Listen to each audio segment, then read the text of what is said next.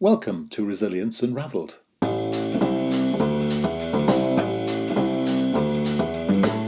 Hi everybody and welcome to Resilience Unravelled, a podcast that examines all aspects of personal and organisational resilience. A huge all-encompassing subject that covers the ability to thrive in life by harnessing your cognitive, emotional, physiological and contextual abilities. I share stories from people who have thrived despite remarkable obstacles, as well as highly successful practitioners and experts across a range of topics.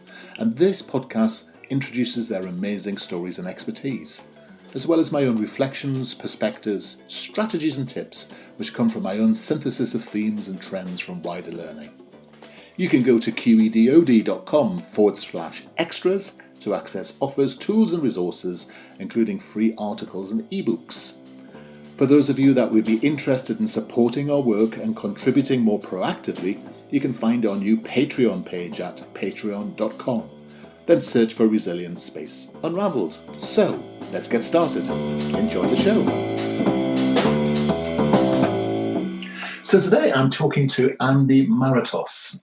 Now, Andi is someone I've met a few times and know pretty well. And for a change, actually, instead of talking to someone across the pond, I'm talking to someone who's almost across the road. So good morning, Andi. Hi, Russell. And I gather you're just down in Southampton, which is about, 4 miles away from me? Yeah, not far at all. Yeah, just round the corner. It'd be probably safer in IT terms to have two cans and a bit of string between us, but we're gonna soldier on with IT. Give it a go, yeah. Yeah. And so Andi is the CEO of Chrysalis, which is a charity devoted to trans issues, helping and supporting trans people and their partners and significant others. And I thought it'd be useful today to actually unpack some of the issues around trans people, and especially around the world of work, so people at work can help support them. Because I know you have many support packages and things which we can explore later. But I thought that would be a good subject for a meeting, for a discussion, Andi. How does that sound to you? Yeah, that sounds fine. Okay. Well, let's start with the basics, if I may. How do you describe what you do at Chrysalis? What's it all about? So we support trans people, their families and friends, primarily through providing support groups, which is workshops, life skill sessions, facilitated group work and one-to-one counselling. We also do quite a lot of advocacy, peer mentoring, training and networking.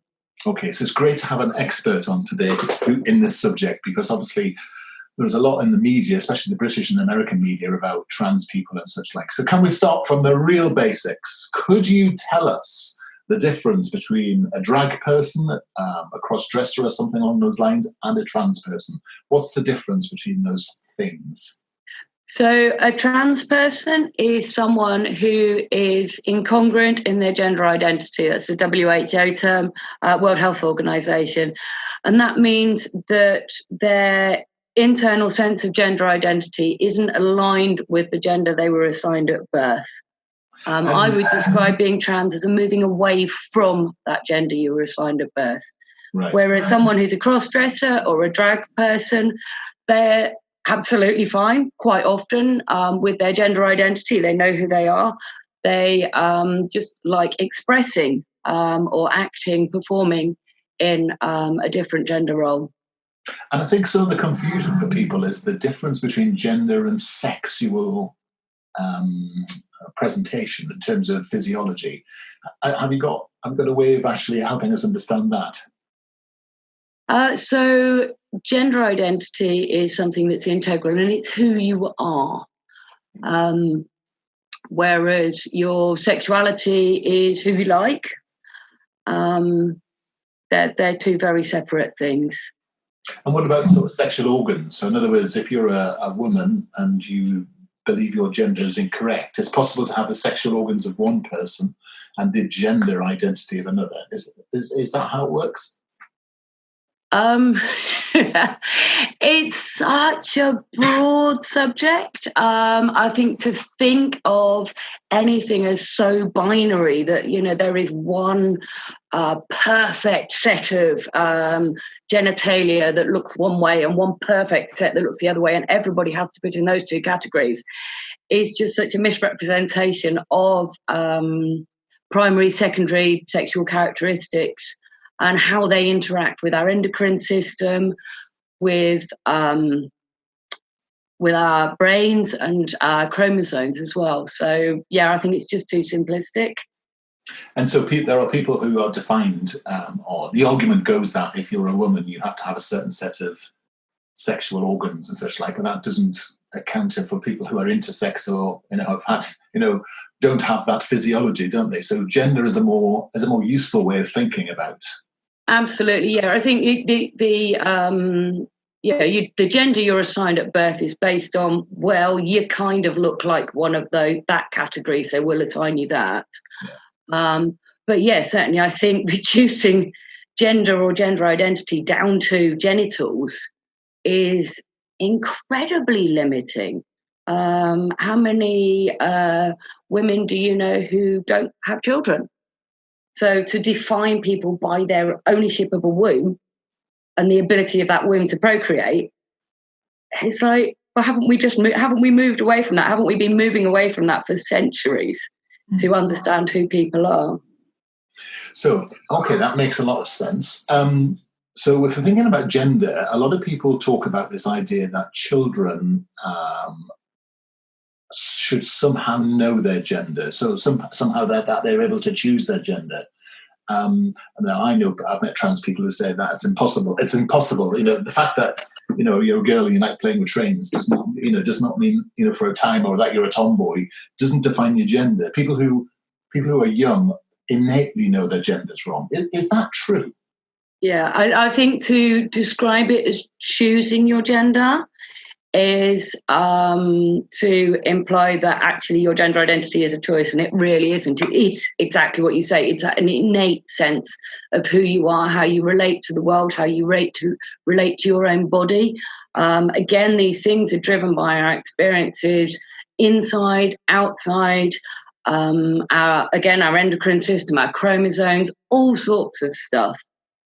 And there's plenty of research out there that shows that trans children have as clear a sense of their gender identity from the very early age as non-trans children do.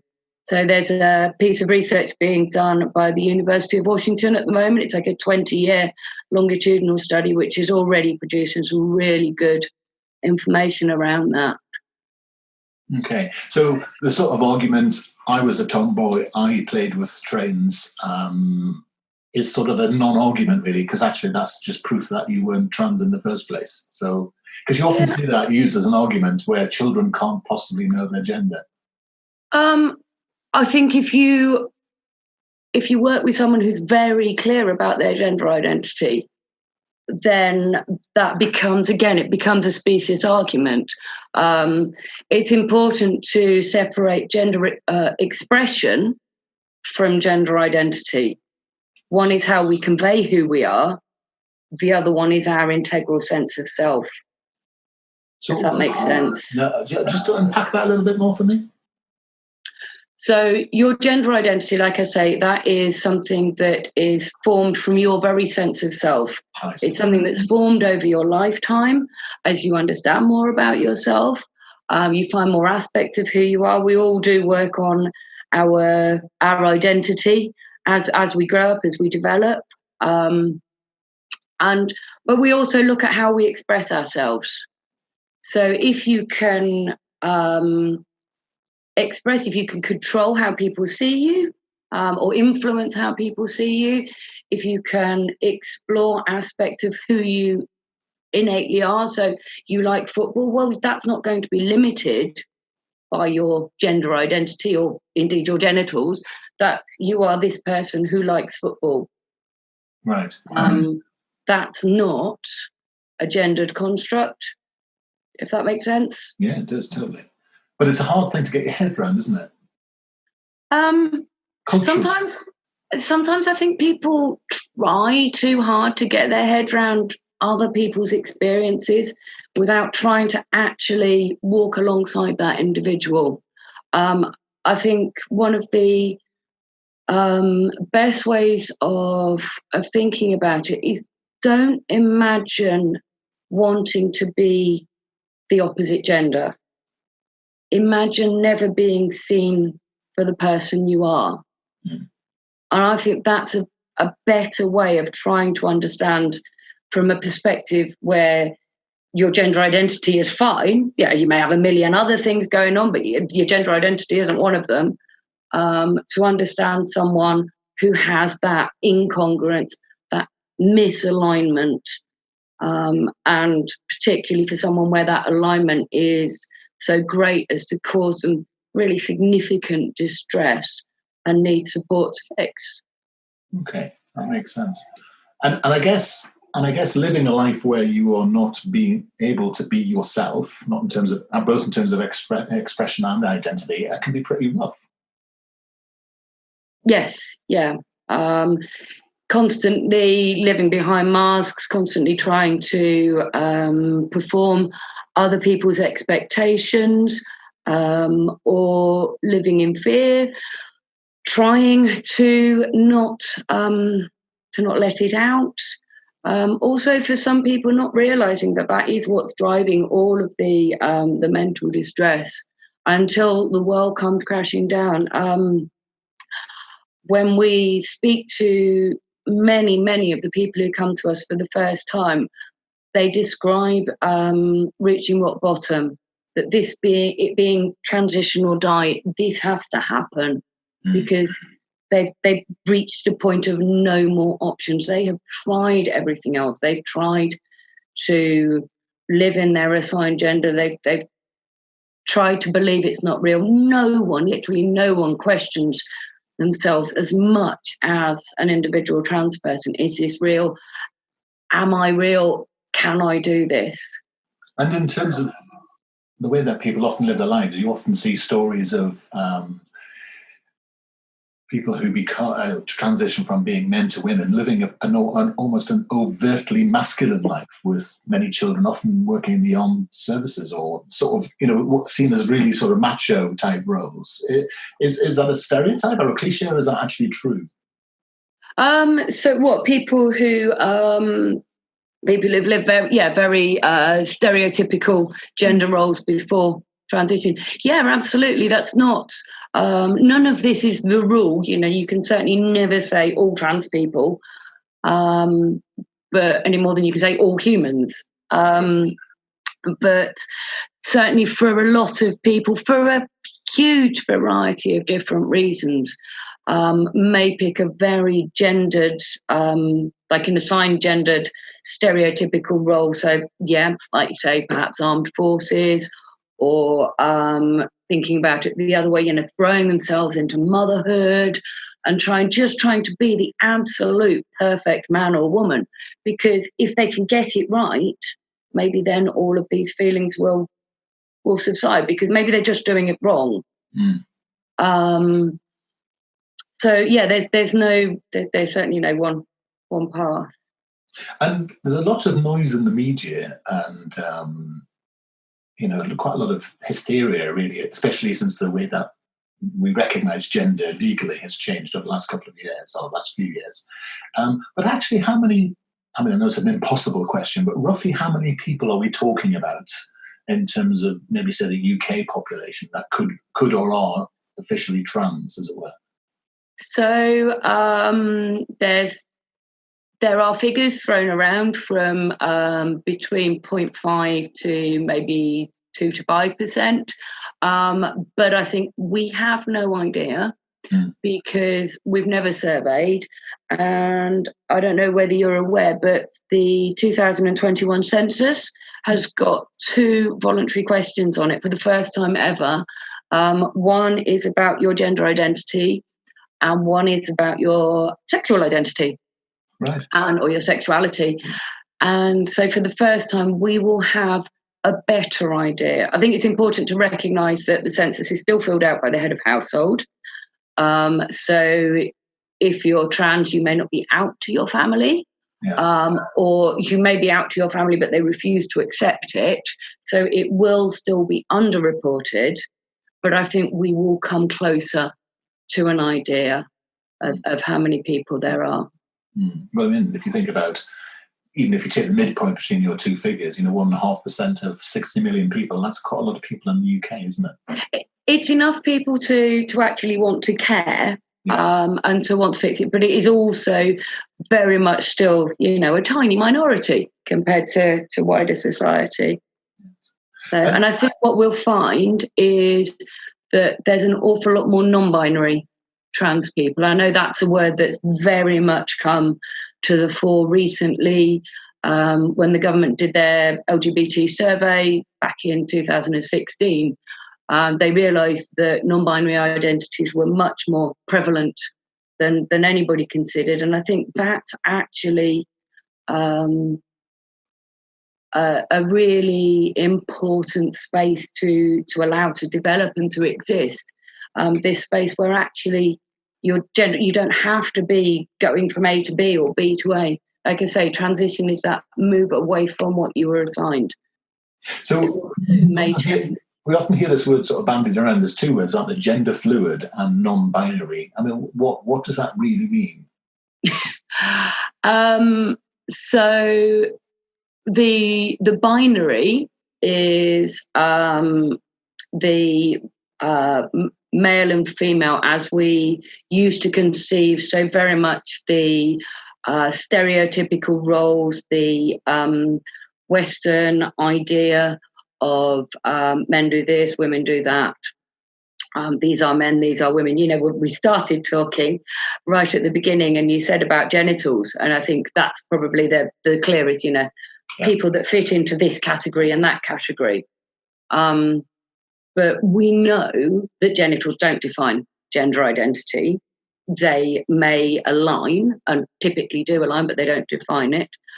And so we know that there's this space in the middle. That's the non-binary space.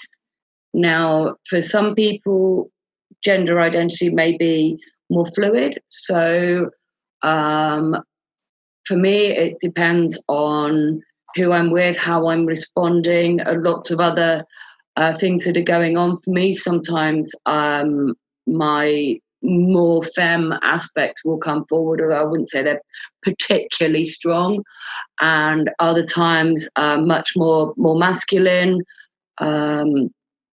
And so for me, that gender fluid or gender queer, again, I know queer is not a word that suits everybody. And for other people, non-binary can be very, very clear that they have two extremely distinct gender presentations. And different, we'll have different roles, different presentations, depending on what else is going on in their world. Or it may be for someone that being able to be their inside authentic self occasionally is enough, so they can keep the rest of their world working. But they can be that person once a month, once a year, once a week, every evening when they get home from work. Right. So that term non-binary, gender fluid, gender queer, all of those different words are different ways of people trying to explain how that experience is inside for themselves. Right. And so I think a lot of the fuss that's sort of rampaging around the media and such like is because actually legal protection has changed over the course of the last few years. And we're almost seeing the raising of the issues for this community of people in the way that sexual orientation was, about 20 years ago, where people seem to be protected, and therefore there seems to be the spotlight thrown on the community, and therefore it seems that these issues are everywhere. Where, of course, I'm guessing that's not useful for the community, because actually they seem to suffer more in terms of things like suicide, depression, and mental health issues than the norms than the standard population, rather than the norm. Let's put it that way. So, is that true? Is that an issue for people who are trans, that they do have more challenges in terms of suicide and their world being more challenging than the standard population? Is that a thing? So if you think back to what I was saying about people hitting that place where it's this or, that's definitely true. for many people, yes, it is this or die, or it's this or I can't see past it. So not everybody has a suicide ideation in their construct. We collect statistics of everyone who comes through our service. It's totally self-reported, people don't have to tell us.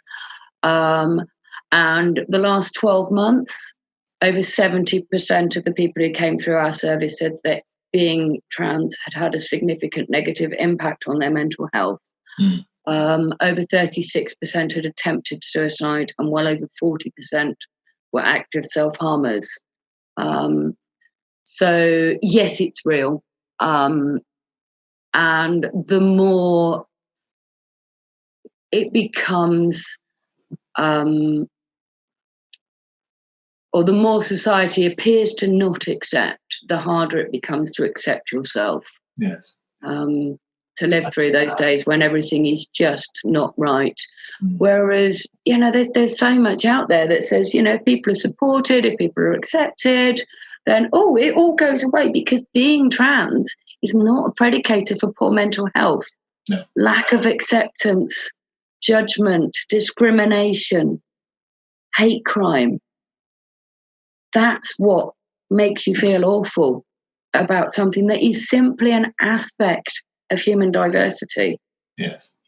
So if you're at work and you're dealing with if you're a member of a team or a manager, and someone comes along to you and says, I think I'm trans, I need some help or support, So the first thing we have to think about is that this is not a simple choice. This is not this is not a conversation that's been easy necessarily for that person to come and broach with you at work.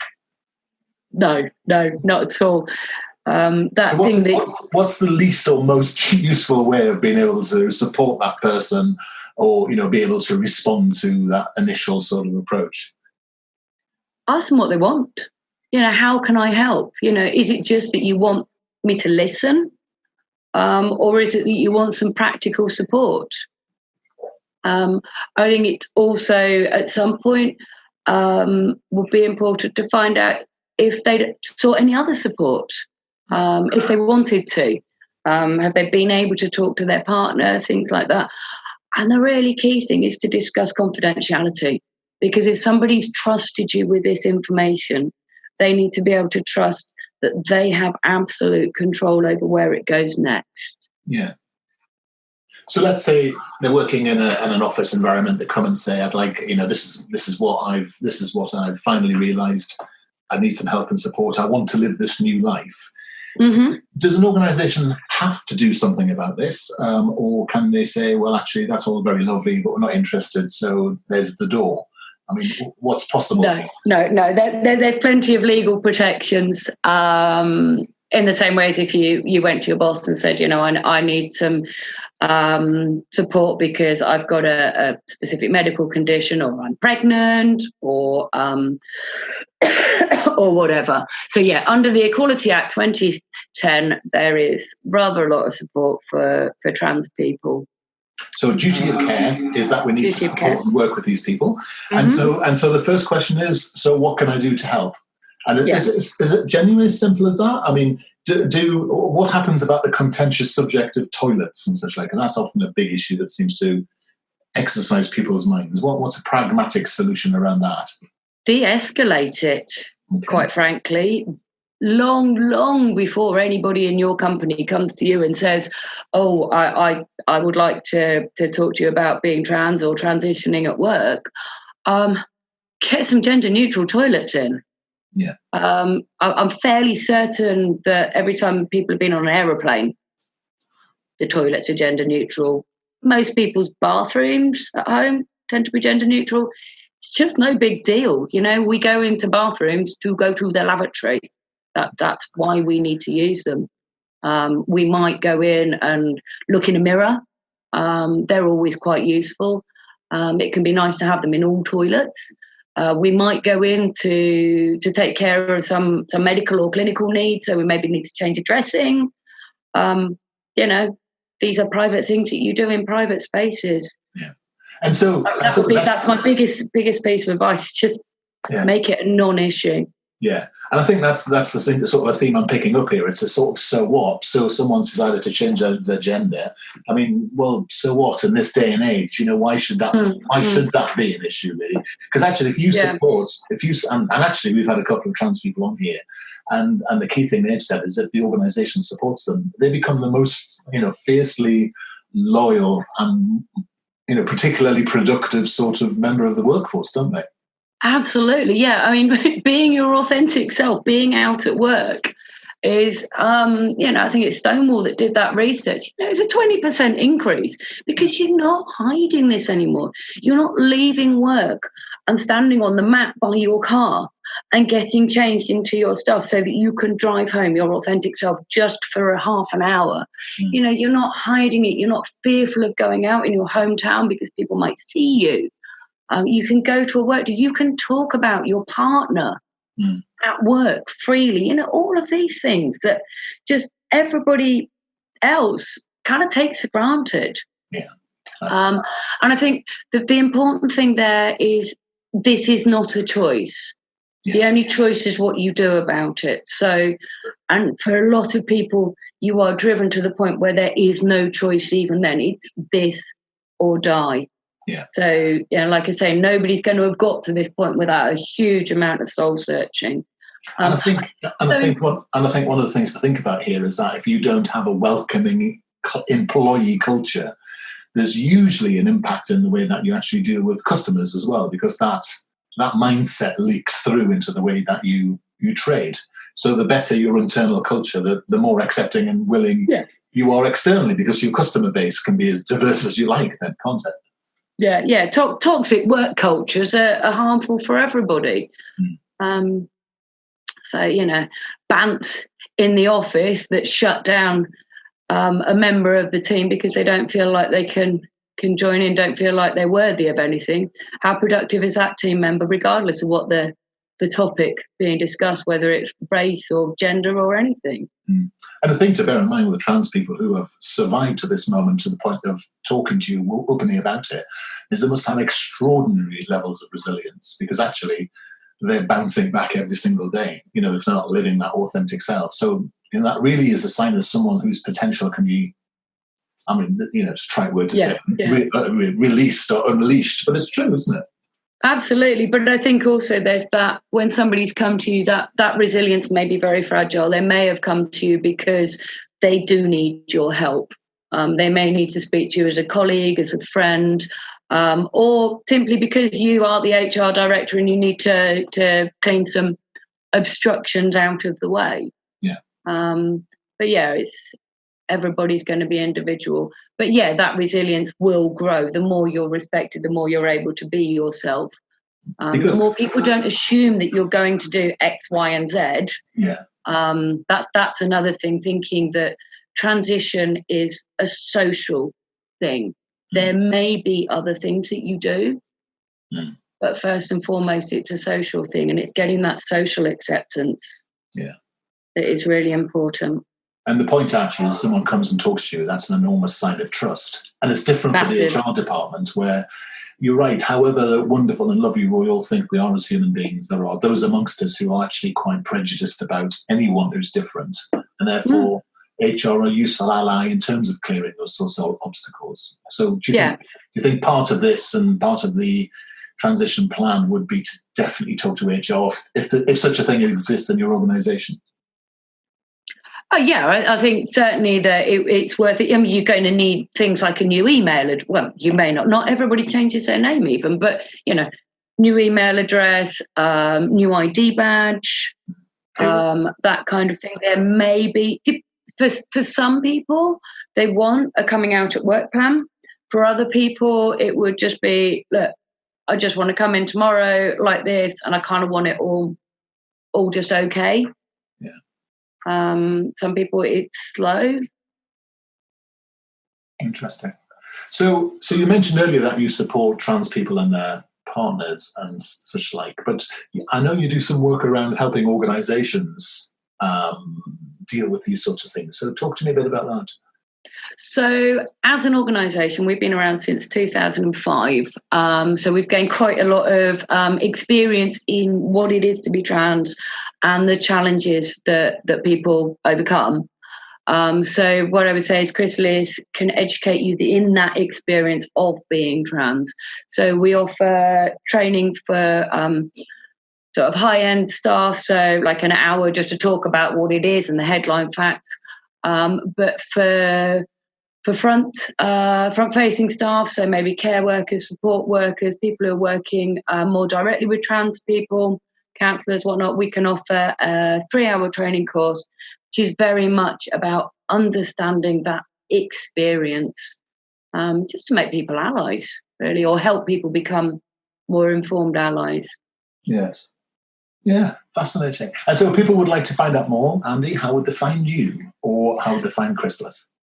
So if they go to chrysalisgim.org.uk, then they can check out our website. We're also at chrysalisgim on Facebook, Twitter, and YouTube. Fantastic. And if anyone would like to be a sort of an advocate or a supporter, can they use that same address to do that sort of thing?